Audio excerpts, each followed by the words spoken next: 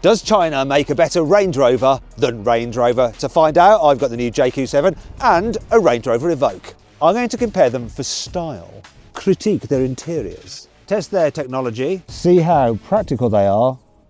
I'm too old for this. I'm too old for this. Investigate their reliability. Shut the fuck! Measure their performance. And see what they're like to drive. Yeah, come on!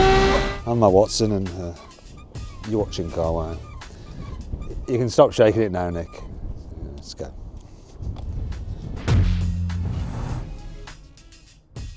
But first, let's compare their prices. So the JQ starts at £30,000, the Range Rover from £44,000. The cars I've got here though, £35,000 for that one and over £50,000 for that one. You're paying a lot more money for the Range Rover. Does it seem a lot more expensive?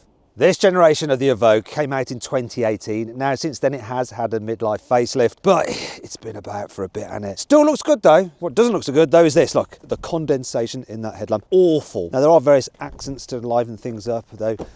These plasticky bits don't look or feel very good. There is one thing that they do with the Range Rover, and you have all the pillars in black, so it looks like the roof is floating. That is cool. It was also one of the first cars to feature poppy-outed door handles. Come on, poppy out. There we go.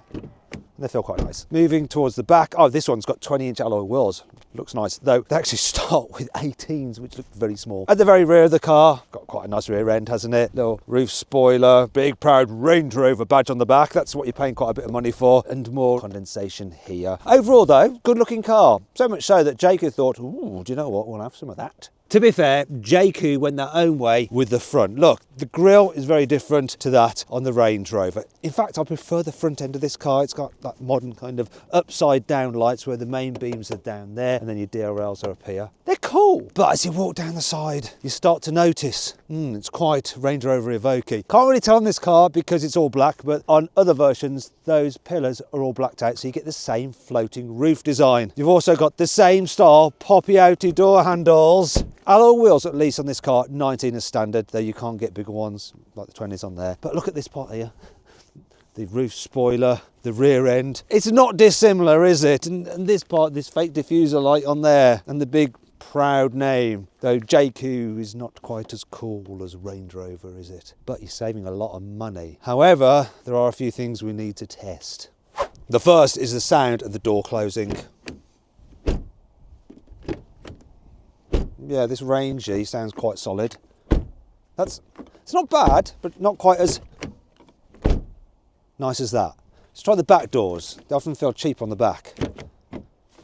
What's it done? It just locked itself. Random.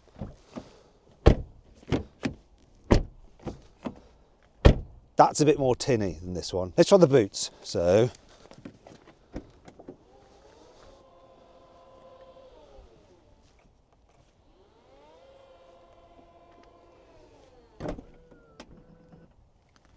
seems solid. Let's try the JQ.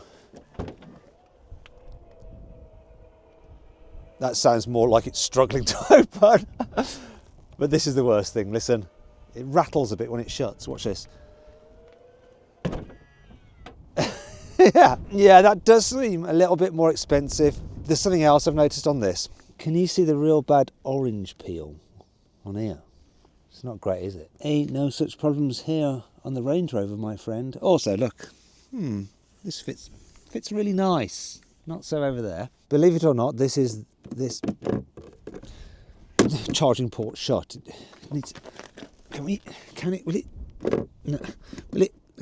That's how it needs to be.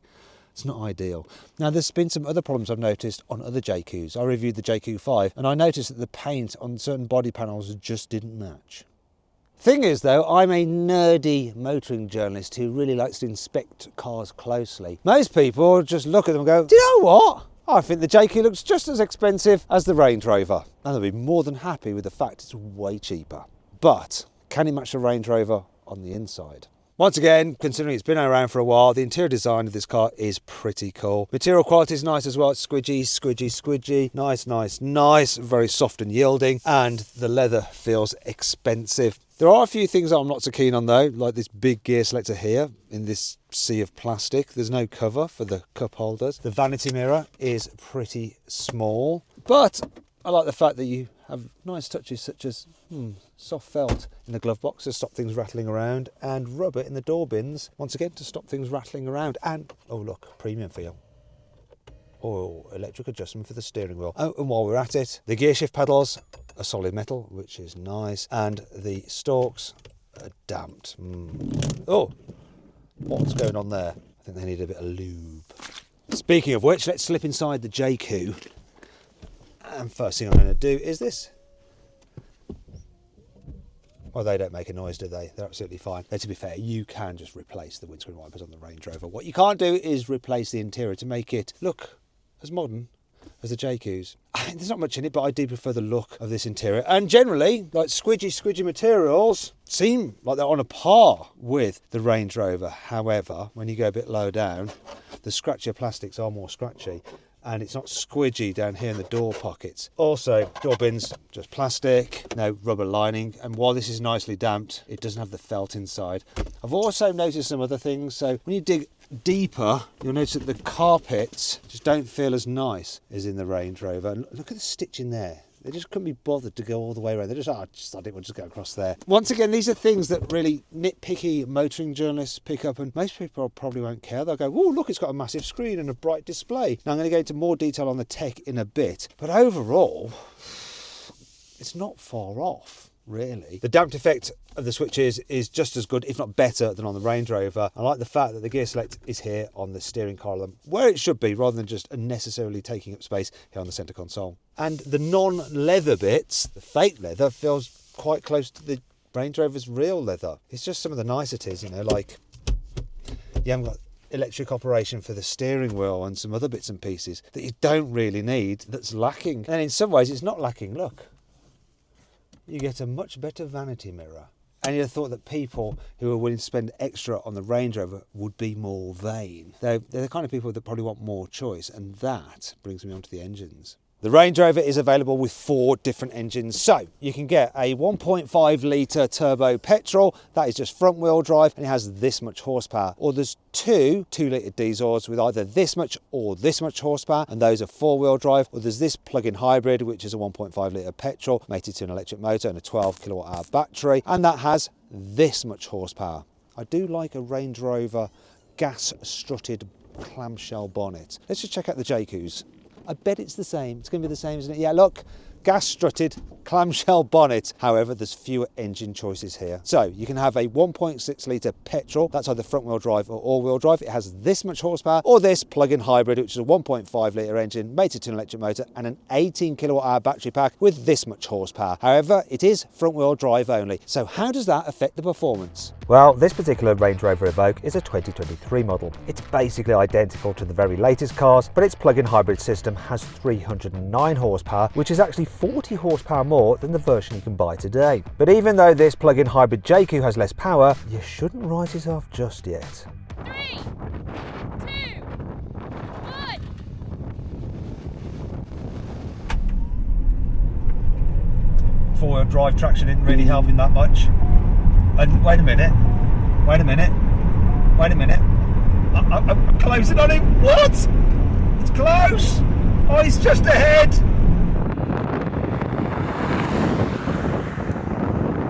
So then what are the times? Well, the Range Rover did 0-60 in 7.2 seconds. This took 7.3 seconds. The standing quarter mile for the Range Rover was 15.6 seconds. This was 15.7 seconds. I'll tell you what, this was so close. Considering that has a lot more horsepower, it doesn't seem a lot more quicker.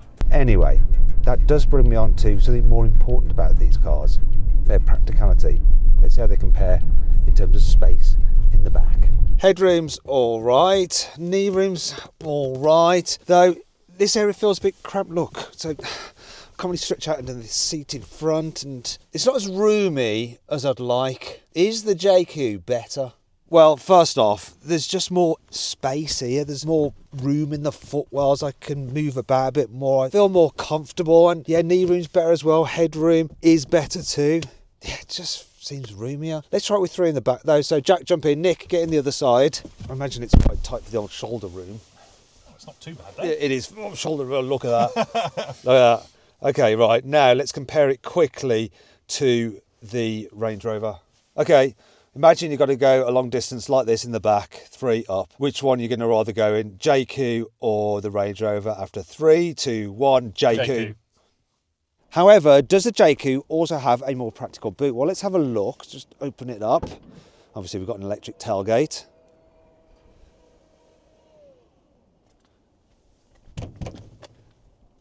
It's okay for someone my height. The standard petrol JQ has 500 litres of space, which is decent for a car of this size. However, this plug-in hybrid can only carry 415 litres of luggage, and that's including the underfloor storage. The Range Rover has a boot capacity of 472 litres, less head risk there, and there is less storage underneath here. So maybe there's more space here, I don't know. This definitely looks deeper than on the JQ, but this looks wider and it seems to go back further. Now ideally I would test these with,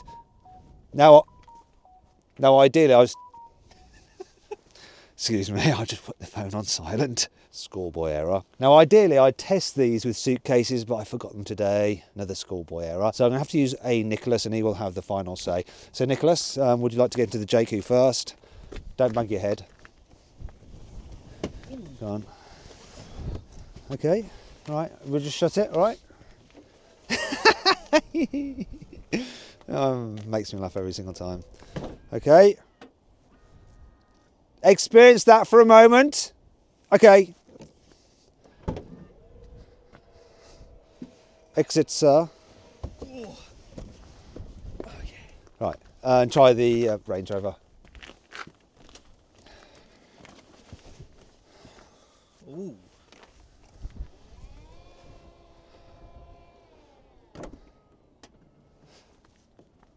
Give him a moment. That's enough. So Nick, if you were a set of suitcases, where would you rather be? Range Rover. The Range Rover. Definitely, yeah. Okay, so it's a win for a Range Rover in terms of boot capacity, but there is something that the JQ doesn't, the Range Rover doesn't. It's this. Look. Oh. See this parcel shelf? If I hang that on there and hang that on there, pull this down and wedge it in there, apparently you have a cinema screen. I you not. Anyway, what's the rest of the technology like on these cars? The infotainment screen on the Range Rover it's a little bit old-fashioned, to tell you the truth. Kind of slow to respond, as you can see, a bit of lag. It's got a lot of information on it that you're never going to use, like your off-road stuff, and to do the climate controls, you have to do it through the screen. You do have Apple CarPlay and Android Auto, which are wireless, so that is good. And I also like the digital driver's display with the good old-fashioned dials, even though they are digital. You get quite a bit of information on there. I do like that. So you've got one USB port here, a wireless charging pad there, another USB in here, and 2 in the rear. But overall, I think the technology feels a little bit dated. Bizarrely, in this newer JQ, here in the rear, you only have one USB-C and an old-fashioned USB normal. I can't remember what it's called. In the front, you have one USB-C and a USB normal. Whereas here, with the charging pad, you have 50 watts charging wirelessly. It's cooled as well. That is insane. That is faster than almost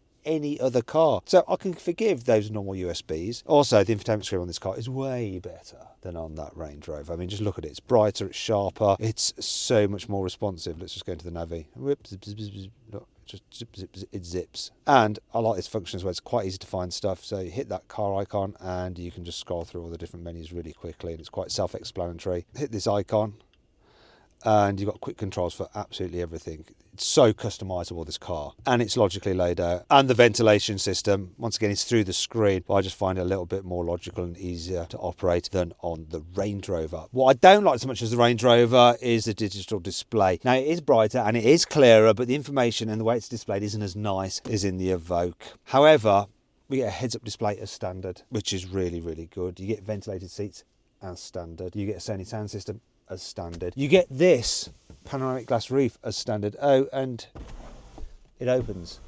It actually opens.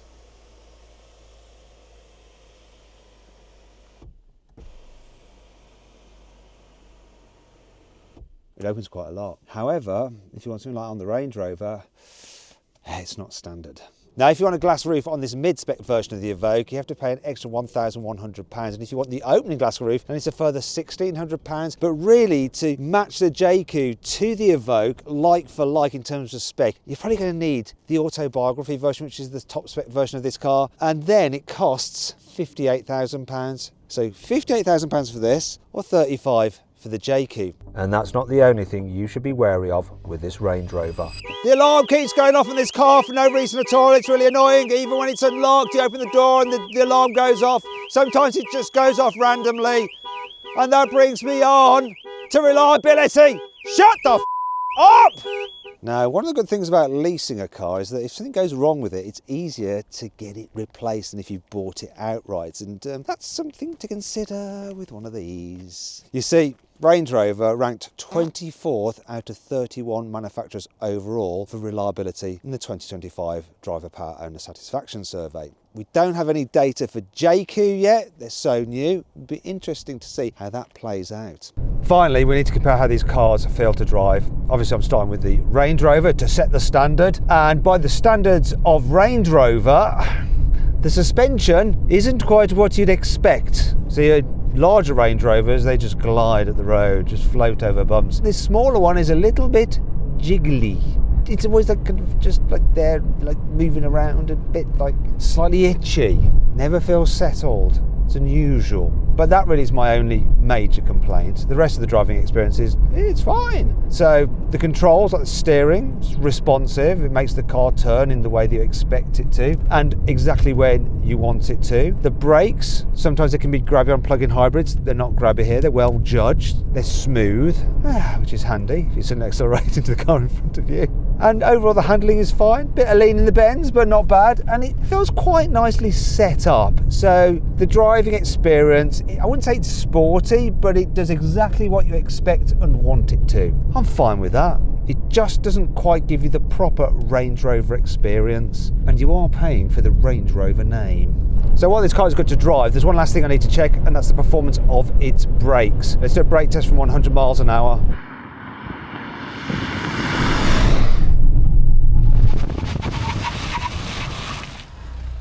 100 to 0, 95 metres, and 60 to 0, 35 metres, which is pretty good. How will the JQ perform? Can it match this Range Rover?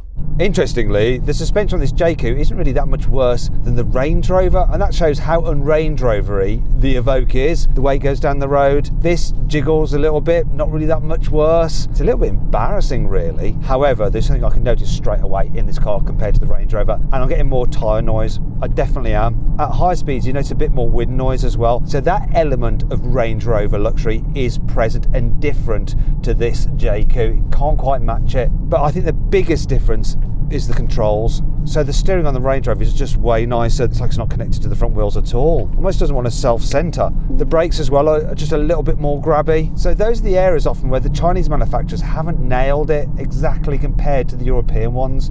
That kind of element that you have as a driver where you feel like the car is doing exactly what you want it to. With this, it's all just a little bit kind of vague and more of a suggestion than a command. Is that enough to bother people who are going to buy these kind of cars? Now, while things like the steering feel and the brake feel do bother me, is it enough of a problem to really upset the kind of people who are likely to be buying this kind of car? I don't think so. They're going to be more interested in things like, what's the efficiency? And on paper, this can do 400 mpg, though the reality, if you don't regularly charge it, you're going to get about 60 mpg. And the Range Rover is supposed to do 200 mpg, but once again, in reality, about 60 mpg. So very, very similar. Do you know what? I wonder if the braking performance is going to be very, very similar. So, last thing to do, let's do a brake test on this JQ, see how it compares to the Range Rover.